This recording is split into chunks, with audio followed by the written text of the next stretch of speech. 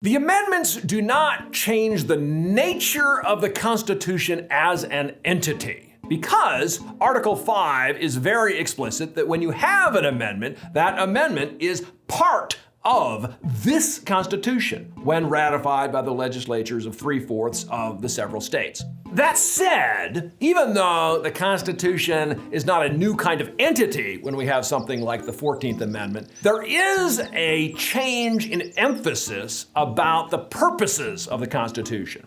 Now, what are the purposes of the Constitution? Well, we know those from the preamble. We, the people of the United States, in order to form a more perfect union, establish justice, ensure domestic tranquility, provide for the common defense, promote the general welfare, and secure the blessings of liberty to ourselves and our posterity, do ordain and establish this Constitution for the United States of America.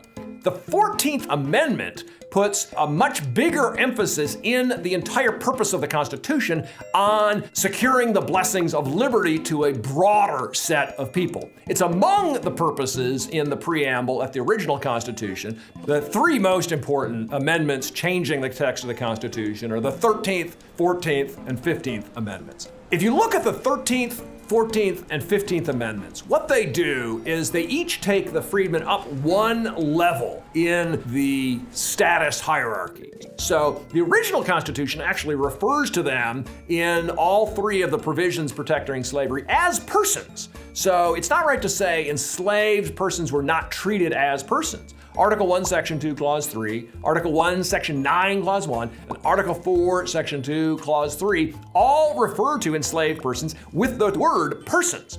But we go from persons to free persons. It's possible to not be a free person under the original Constitution, but under the 13th Amendment, all of those persons have to be free. Okay, so we go from enslaved person to free person by the 13th Amendment. The 14th Amendment then takes people from the status of free persons to the status of citizens. So the freedmen are not to be given merely the rights given to citizens of some other country. They can't be prohibited, for instance, from owning land. They have to be citizens. Then the 15th Amendment takes the freedmen from the status of citizens that the government has to treat properly to voters or electors, people who have to have a share in the decision-making processes of the government itself. So the 13th Amendment takes us from enslavement to freedom. The 14th Amendment takes us from mere freedom to citizenship, and the 15th Amendment takes us from citizenship to participation in the political process.